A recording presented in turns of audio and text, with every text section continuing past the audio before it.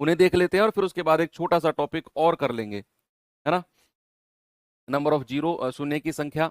मैंने previous year analysis देखा, उसमें नंबर ऑफ जीरो से, शून्य की संख्या से मुझे ज़्यादा सवाल मिले नहीं, लेकिन इसका मतलब ये नहीं है कि हम उस चैप्टर को पढ़े नहीं। गुड मॉर्निंग सभी को बच्चे। सवाल कह रहा है 120 के विषम और सम भाजकों की कुल संख्या कितनी है। आपको ऑड फैक्टर्स और इवन फैक्टर्स दोनों बताने हैं। बताइए बच्चे जल्दी से। आपसे कह रहा है कि 120, सबसे पहले 120 के फैक्टराइजेशन कर दो। भाई 120 से अगर मैं शुरुआत करता हूं 2 से, तो 2 छिक्के 12, फिर 2 से जाएंगे 2 तिया 6, फिर 2 से जाएंगे 15 बार जाएगा।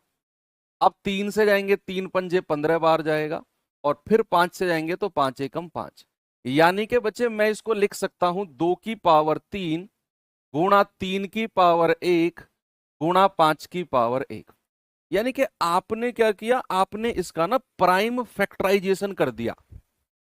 प्राइम फैक्टराइजेशन का मतलब है कि जो ये बेस वाली संख्या है ना, इनको प्राइम में बदल दिया आपने और इनकी पावर्स बना दी। ठीक है। अब सवाल कहता है कि भाई इसके सम और विषम भाजक। अगर मैं आपसे कहूं कि number of factors number of even factors, और अगर मैं आपसे कहूं कि नंबर ऑफ ऑड फैक्टर्स, ये दोनों हमें बताने हैं। कैसे होगा बच्चे।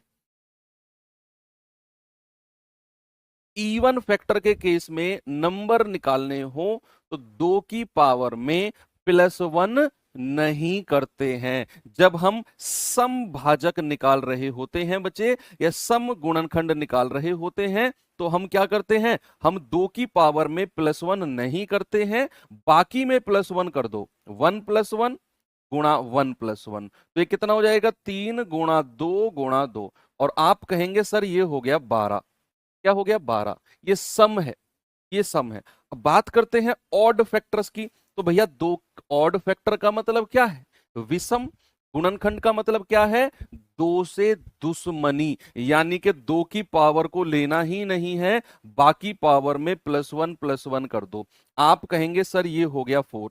हमसे पहले क्या पूछा है, हमसे पहले विषम और फिर सम। तो विषम कितने हैं 4, और फिर सम कितने हैं 12। तो आपका आंसर ऑप्शन ए नहीं, ऑप्शन सी सही होगा। कुछ लोग ऑप्शन ए दे रहे हैं। बच्चे आपने आंसर तो सही निकाला, लेकिन आपने गड़बड़ कर दी। आपने पहले सम फैक्टर बताए फिर विषम, लेकिन सवाल में पहले विषम पूछा है और फिर सम। कई बार ऐसी चीजें छोटी छोटी हमें बहुत दुखदाई होती हैं। तो ऑप्शन ए नहीं, ऑप्शन सी आपका बिल्कुल करेक्ट है। पहले 4 और फिर आपका 12। ठीक है बच्चा, ये गड़बड़ आपने नहीं करनी है। ये सवाल देखिए जरा।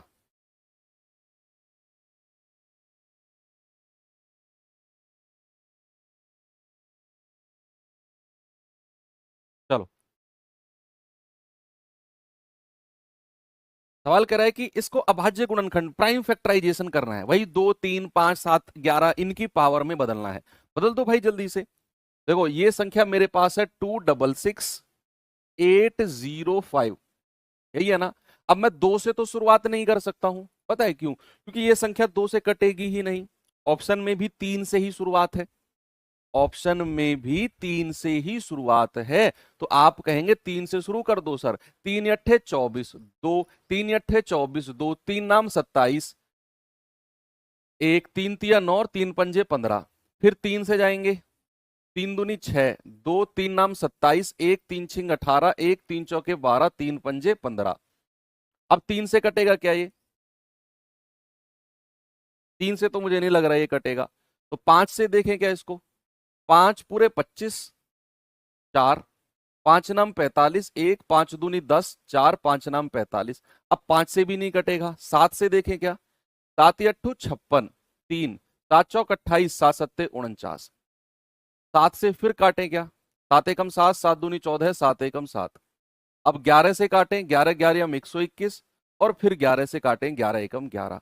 तो हमें क्या मिला बच्चों, हमें मिला 3 की पावर 2 गुणा 5 की पावर 1 गुणा 7 की पावर 2 गुणा 11 की power 2।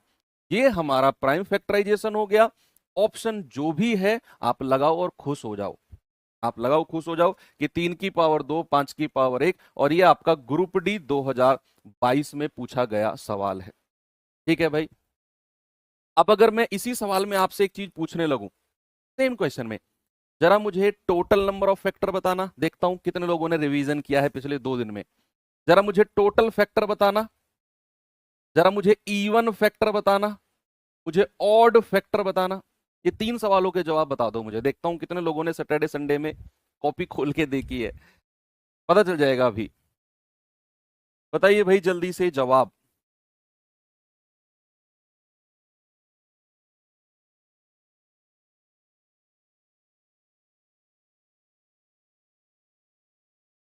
Total number of factor.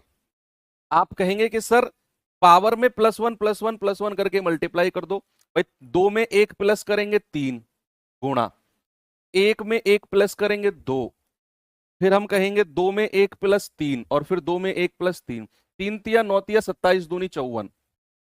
और जब हम इवन फैक्टर यानी कि सम गुणनखंड की बात करेंगे तो 2 की पावर में +1 करेंगे ही नहीं। लेकिन यहां तो 2 की कोई पावर ही नहीं है। और यह चीज मैं आपको पिछली क्लास में बता चुका हूं कि अगर 2 की पावर नहीं है तो सम गुणनखंड इवन फैक्टर कितने हो जाएंगे? 0 हो जाएंगे। इवन फैक्टर कितने होंगे? 0 होंगे, क्योंकि यहां 2 की पावर है ही नहीं। और जितने भी 54 के 54 है ये सारे के सारे ऑड फैक्टर रहेंगे। भाई जब इवन फैक्टर 0 तो जितने भी फैक्टर हैं सारे ऑड होंगे, विषम होंगे सारे। ये चीज आपके दिमाग में बिल्कुल सही तरीके से जम गई है। चलिए आगे चलते हैं। ये सवाल करिए बच्चे जरा।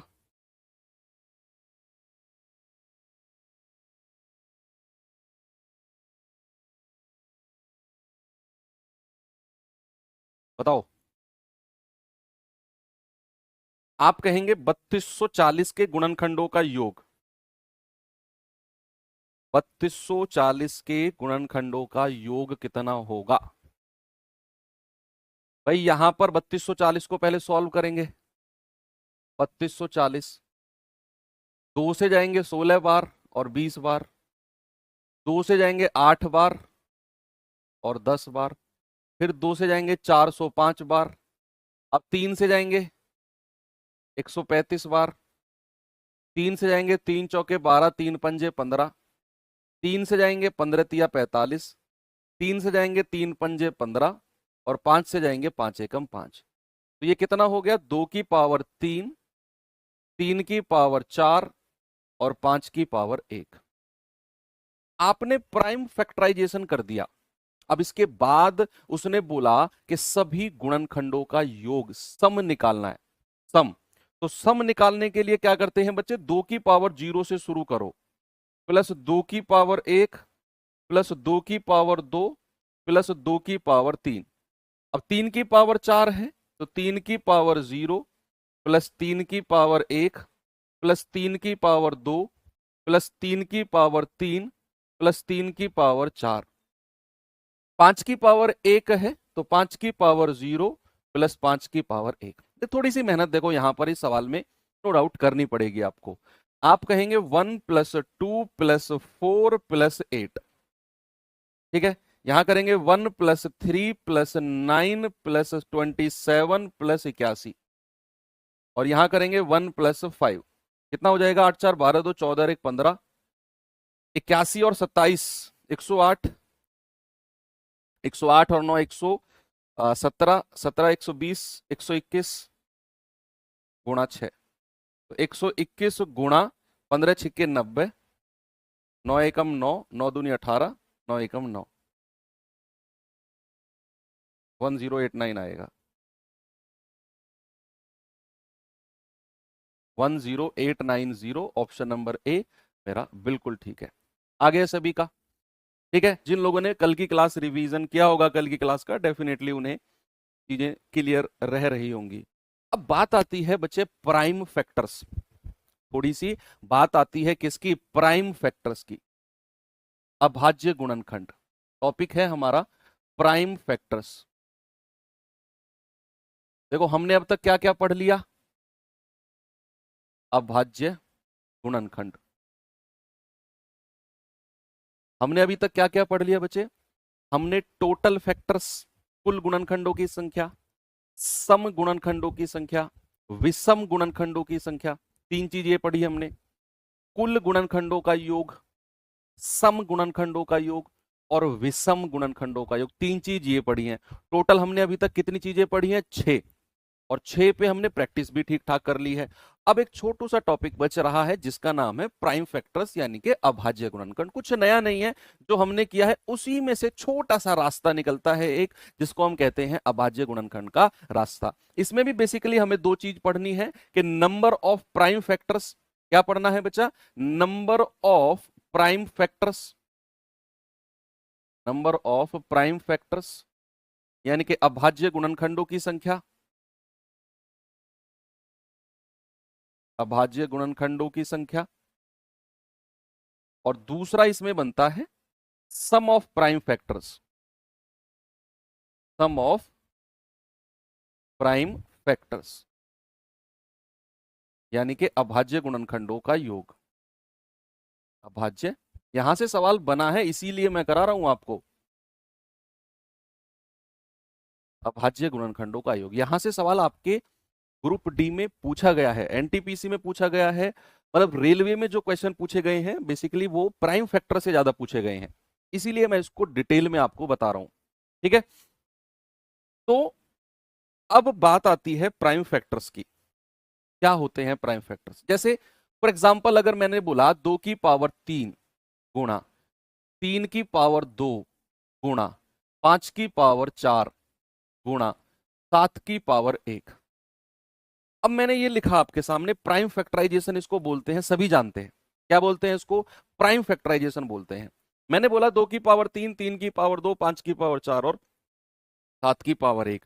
जितनी भी संख्या आपको दिख रही है 2, 3, 5, 7, ये सारी की सारी संख्या क्या है? अभाज्य है। क्या है बच्चे? प्राइम नंबर है, अभाज्य संख्याएं हैं। ठीक है, यस। अब इसके बाद हमें दो सवालों के जवाब देखना। अभी इसमें कुछ मैं ऐसा नहीं है कि आपको कुछ अलग से कॉन्सेप्ट सिखाऊंगा, तो आप कल से सीखते आ रहे हो सेम उसी पर ही हमें करना है। चलो देखते हैं भाई। जब भी बात आएगी number of prime factors, number of prime factors, अभाज्य गुणनखंडों की संख्या, पता है आपने कितना काम करना है? बहुत छोटा सा काम करना है। जितनी भी पावर्स लगी हुई है ना सबको प्लस कर दो। 2 प्लस, क्या करना है?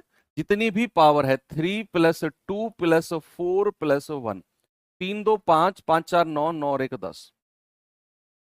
नंबर ऑफ प्राइम फैक्टर्स, अभाज्य गुणनखंडों की संख्या जब भी पूछेगा, देखो सम गुणनखंडों की संख्या, विषम की संख्या, कुल की संख्या, ये सब आपसे वो पूछ चुका है। अब बात आती है अभाज्य गुणनखंडों की संख्या, नंबर ऑफ प्राइम फैक्टर्स।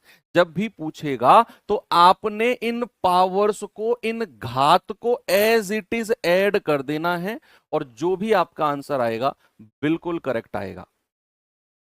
बस इतना सा काम करना है। और अगर मैं आपसे कहूंगा बच्चे अभाज्य गुणनखंडों का योग यानी कि sum of prime factors, sum of prime factors, अभाज्य गुणनखंडों का योग, उसके लिए क्या करना है? अगर अभाज्य गुणनखंडों का योग कहेगा ना तो फिर आपने क्या करना है? जो ये अभाज्य संख्या आपको दिख रही है इनको जोड़ दो। 5 प्लस 7, 7 5 12, 3 15 2 17, लो। बस इतना सा काम आपने करना है। अगर आपसे कहेगा कि अभाज्य गुणनखंडों का योग, तो आप क्या करेंगे? जो ये बेस वाली संख्या है ना, आधार वाली है 2 3 5 7, इनको जोड़ दो, ये आ जाएगा अभाज्य गुणनखंडों का योग। और अगर आपसे कहेगा कि भैया नंबर ऑफ प्राइम फैक्टर्स यानी कि अभाज्य गुणनखंडों की संख्या, अभाज्य गुणनखंडों की संख्या, और अगर वो कहेगा तो आपने क्या करना है? पावर्स को जोड़ देना है, बस आपका आंसर आ जाएगा 10। कोई प्लस वन नहीं करना है यहां पर, इतना सा काम है और काम आपका खत्म है। अब मैं आपको सवाल दिखाता हूं जो आपके एग्जाम में पूछा गया है। देखो ये रहा आपके एग्जाम में सवाल पूछा गया है।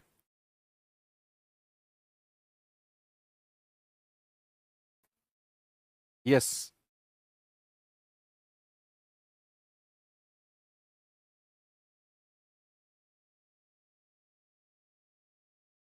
कह रहा है कि 9 की पावर 6, 12 की पावर 4 और 7 की पावर 7 अभाज्य गुणनखंडों का योग क्या होगा?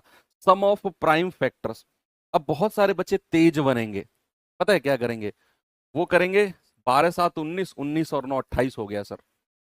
अरे वो तो ऑप्शन में ही नहीं है भाई। क्या सिखाया मैंने फ्राइडे वाली क्लास में कि ये जो बेस है, ये अभाज्य संख्या, ये प्राइम नंबर नहीं होना चाहिए क्या? सिखाया था ना फ्राइडे में मैंने आपको। जैसे ये 9 है, 9 को मैं कह सकता हूं 3 का स्क्वायर और उसकी पावर 6।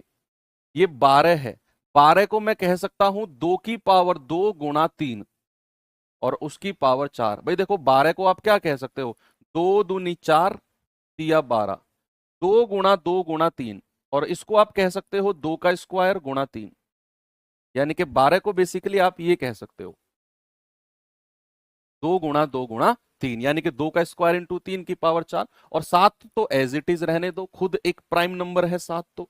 अब क्या करेंगे, ये आपस में मल्टीप्लाई हो जाएगा।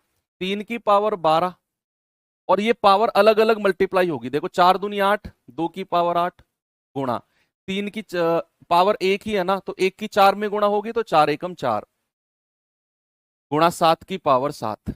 अब यहां 3 हमें दो जगह दिख रहा है तो पावर्स को प्लस कर दो। 2 की पावर 8 गुणा 3 की पावर 12 और 4 16 गुणा 7 की पावर 7। अब आपने इनको अभाज्य संख्या में बदल दिया। बदल दिया ना, मैंने फ्राइडे में बदलवाना सिखाया था आपको। अब जैसे ही आपने इनको अभाज्य संख्या में बदला, उसने पूछा है योग, sum of prime factors, sum of prime factors. तो क्या करना है, इन बेस को जोड़ दो बस। 2 + 3 + 7, 7 3 10 2 12। आंसर आ जाएगा ऑप्शन नंबर बी।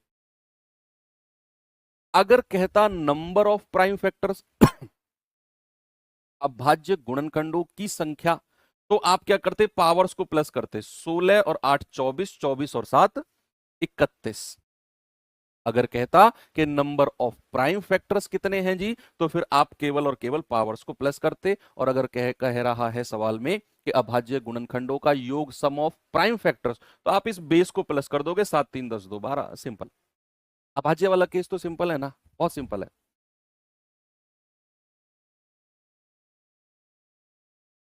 एक कह रहा है सर किसी संख्या के अगर फैक्टर्स अभाज्य ना हो तो फिर क्या होंगे? बताओ क्या होंगे, बताओ। किसी भी संख्या के जो फैक्टर्स हैं अगर अभाज्य ना होंगे तो फिर क्या होंगे? आप कह रहे हो कि सर 6 की पावर 3 गुणा 4 की पावर 2 ऐसे हो, ये कहना चाह रहे हो ना आप? भाई, हर भाज्य संख्या को आप अभाज्य में तोड़ सकते हो। 6 को आप तोड़ सकते हो 2 गुणा 3 में, अभाज्य में तोड़ दिया। इसको तोड़ सकते हो 2 की पावर 2 में। Every composite number can be converted into prime number. Every composite, हर भाज्य संख्या। देखो कंपोजिट नंबर दो अभाज्य संख्याओं का गुणनफल मिलकर ही बनती है। ऐसा तो बिल्कुल भी नहीं है कि सर ऐसा कोई सवाल हो जिसमें अभाज्य फैक्टर ही ना हो, ऐसा तो हो ही नहीं सकता है बच्चे। ठीक है, चलिए एक सवाल और देता हूं आपको, जरा ये सवाल करेंगे।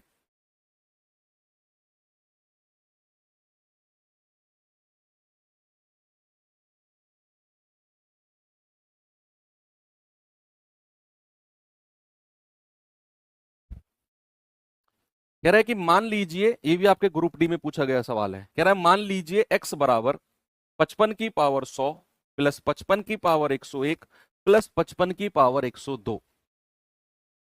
अब कह रहा है कि निम्नलिखित में से कौन सी अभाज्य संख्या x का गुणनखंड नहीं है?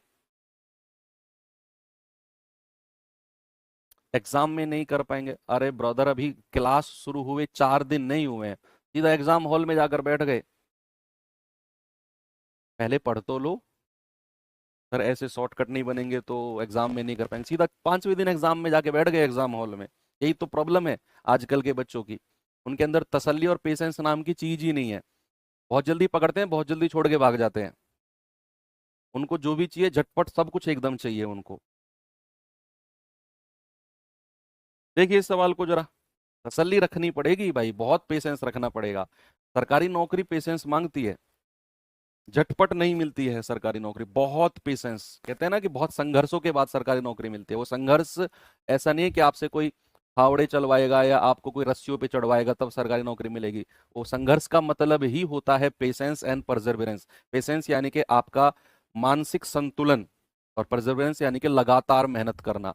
ये दोनों चीज पैरेलल समांतर चलेंगी तब जाकर सरकारी नौकरी मिलेगी आपको।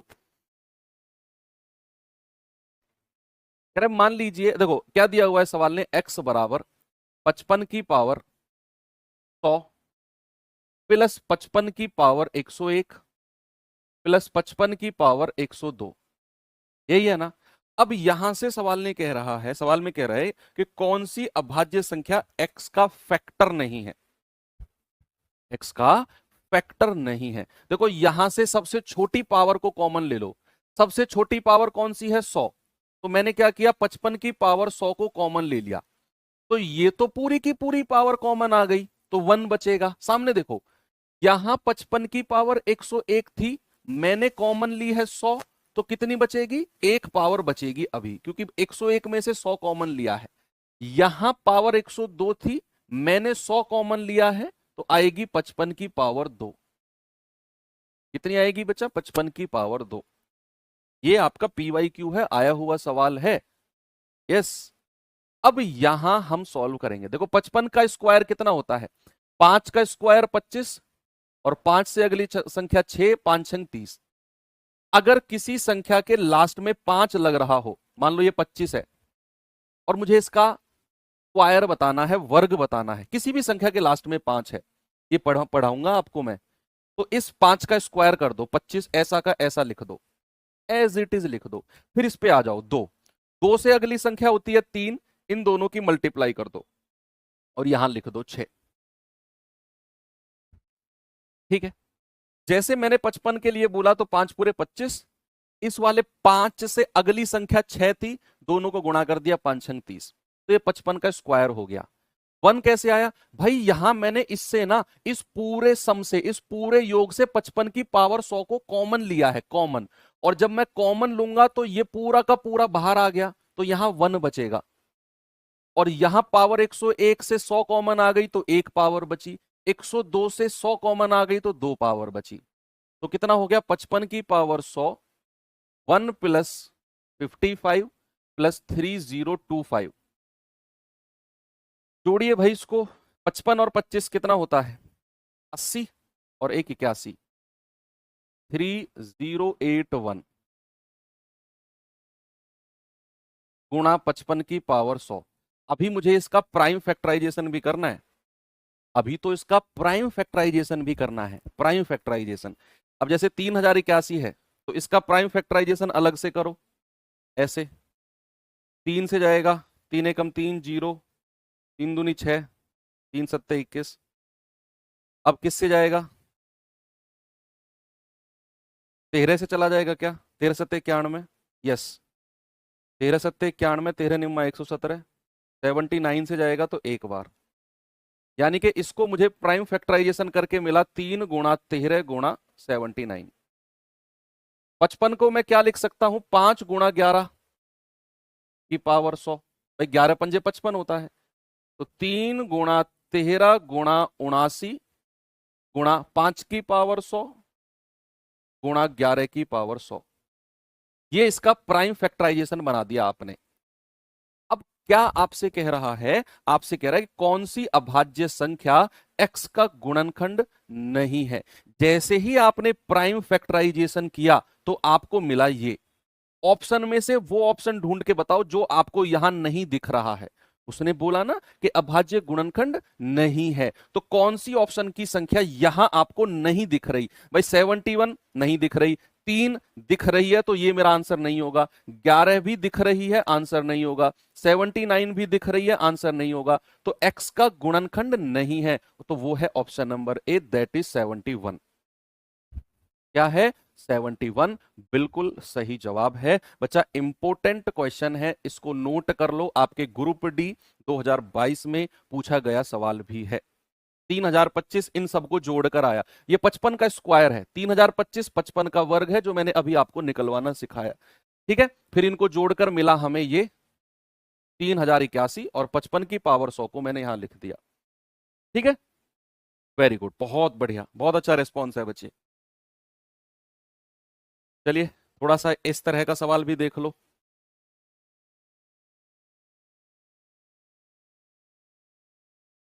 देखो जरा,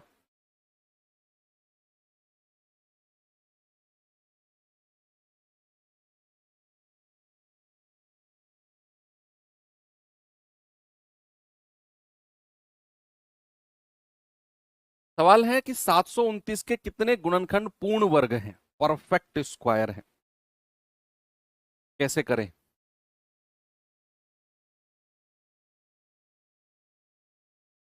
पहले तो इसे प्राइम फैक्टराइजेशन में बदलो।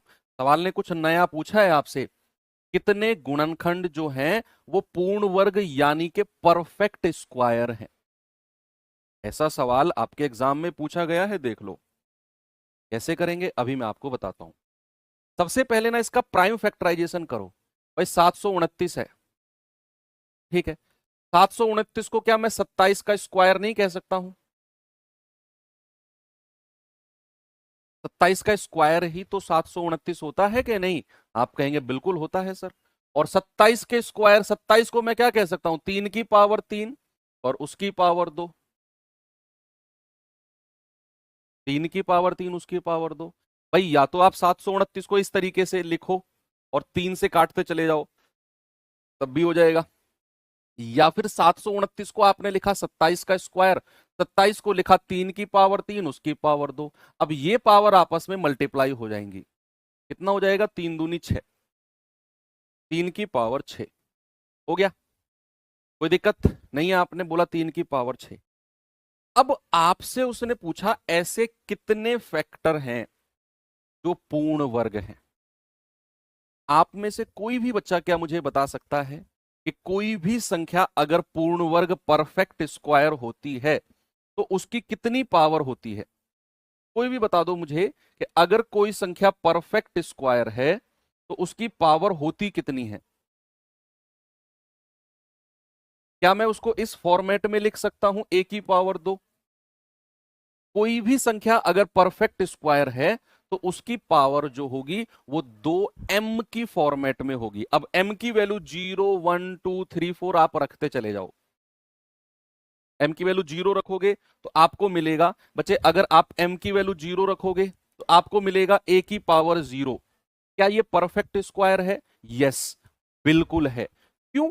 क्यों किसी की भी पावर 0 होता है 1, और 1 एक परफेक्ट स्क्वायर है, एक पूर्ण वर्ग संख्या होती है। एक का स्क्वायर, 1 का स्क्वायर इज 1, एक का वर्ग 1 होता है।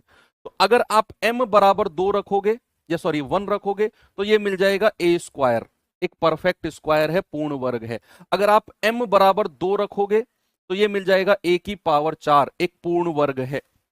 तो अगर आप ऐसा कह रहे हो कि सर पावर 2 होती है, तो गलत कह रहे हो आप। पावर 2 नहीं, 2m की फॉर्म में होती है, जहां m की वैल्यू 1 2 3 4 5, जीरो भी आप रखोगे, 0 1 2 3 4 5 6 और n तक रखोगे, इन्फानाइट तक रखोगे, तो हर m की वैल्यू पर आपको परफेक्ट स्क्वायर, आपको पूर्ण वर्ग संख्या मिलती चली जाएगी। ठीक है, तो कोई भी संख्या बच्चे अगर पूर्ण वर्ग परफेक्ट स्क्वायर है तो उसका फॉर्मेट याद रखना, a की पावर 2m होता है, 2m। अब हमारे पास 3 की पावर 6 है, तो इसके ऐसे कितने फैक्टर्स हैं जो परफेक्ट स्क्वायर हैं, जो पूर्ण वर्ग हैं? ऐसे कितने फैक्टर्स हैं? तो स्टार्ट करते हैं बच्चे हम जीरो पावर से। 3 की पावर 0, 3 की पावर 2, 3 की पावर 4 और 3 की पावर 6। भाई जीरो से शुरू किया, एक फैक्टर तो हमारा ये हो गया 3 की पावर 0, जो एक परफेक्ट स्क्वायर है, पूर्ण वर्ग है।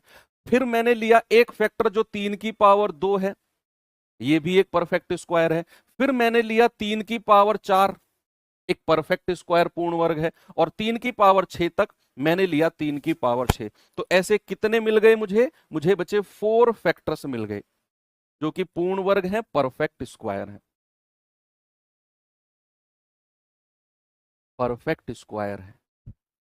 अब ऐसे ही एक एग्जांपल आपको मैं देता हूं, जरा मुझे बताना। मैंने लिखा 1024, बताओ कितने फैक्टर्स पूर्ण वर्ग हैं, इसके कितने फैक्टर्स पूर्ण वर्ग हैं, बताओ।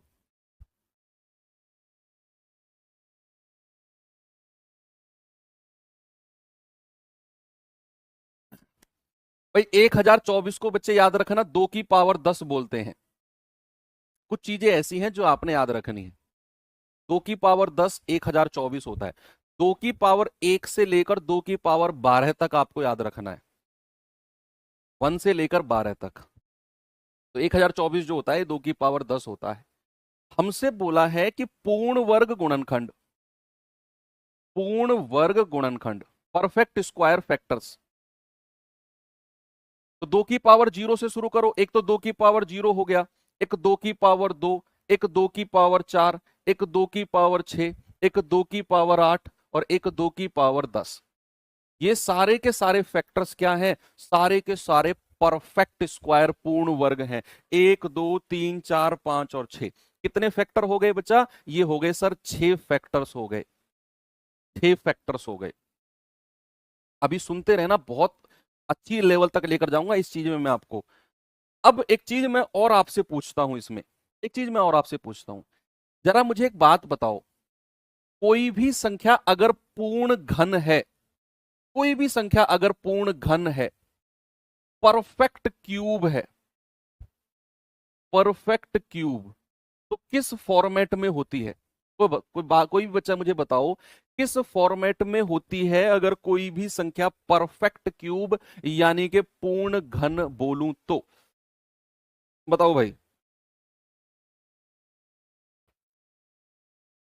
किसी भी संख्या को अगर मैं परफेक्ट क्यूब बोलता हूं तो उसका फॉर्मेट क्या ए की पावर 3m होता है? होता है कि नहीं? किसी भी संख्या को बच्चे अगर मैं परफेक्ट क्यूब कहता हूं तो क्या उसका फॉर्मेट ए की पावर 3m होता है? 3m। यानी कि अगर मैं m बराबर 0 कर दूं तो ये मिल जाएगा मुझे a की power 0। Yes sir, perfect cube होता है, ये पूर्ण घन होता है, एक का क्यूब एक ही होता है। अगर मैं m बराबर 1 रख दूं तो ये बन जाएगा sir a cube, perfect cube होता है सर।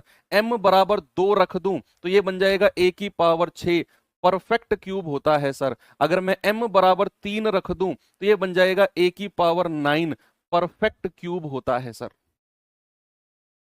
यानी कि a की पावर 0 से लेकर 3 6 9 12 15 18 21 और ऐसे चीजें चलती जाएंगी।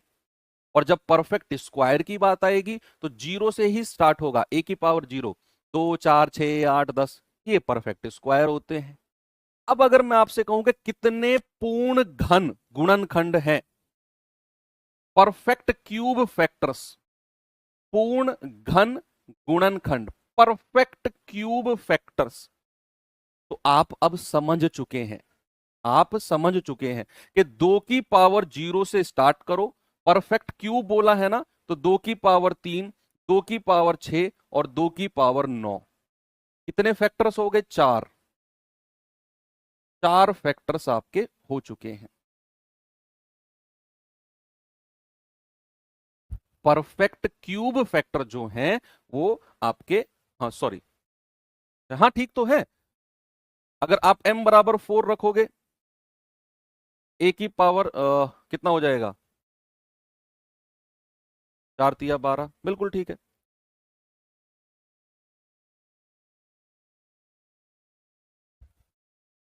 Okay, very good. तो आपके कितने फैक्टर हो गए बच्चे? आपके फैक्टर हो गए 2 की पावर,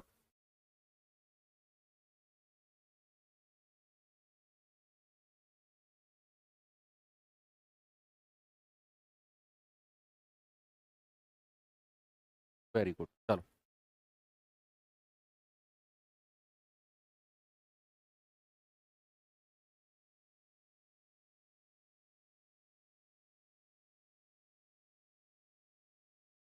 2 की पावर में एक स्पेशल केस और होता है बच्चे, यस, एक चीज और देखना, यस, हम मिस कर रहे हैं, तो उसको 2 की पावर 8, 2 की पावर 8, यस, 2 का क्यूब, 2 के स्क्वायर का क्यूब, नहीं, ठीक है ठीक है ठीक है, सॉरी सॉरी सॉरी, 2 दूनी 4 दूनी 8, नहीं ठीक है, नहीं होता, नहीं नहीं नहीं, गलत, ठीक है, ये ठीक है हमारा। एक सवाल मैं आपको देता हूं अब, ये सवाल का जवाब बताना मुझे, आपके सामने ये रहा, 2 की पावर 8 पूर्ण घन नहीं होता।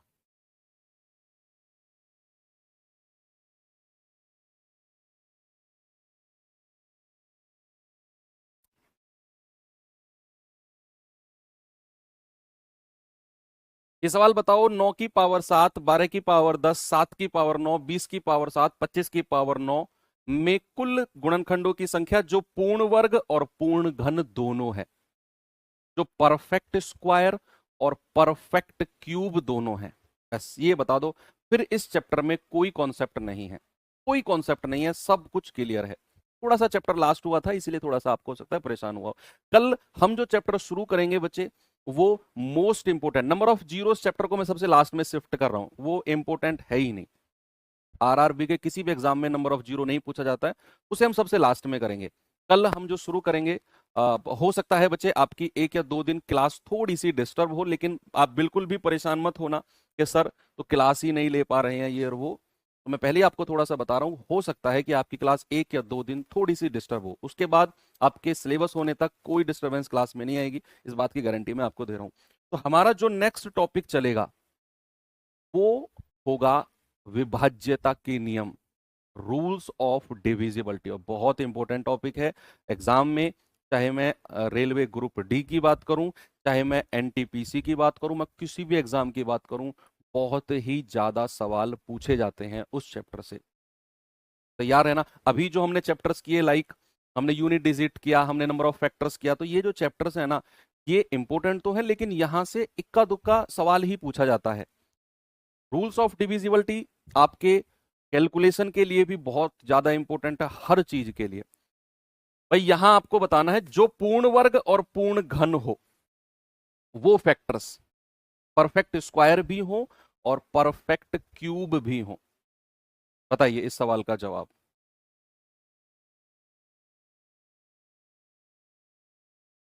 कैसे करेंगे इसे?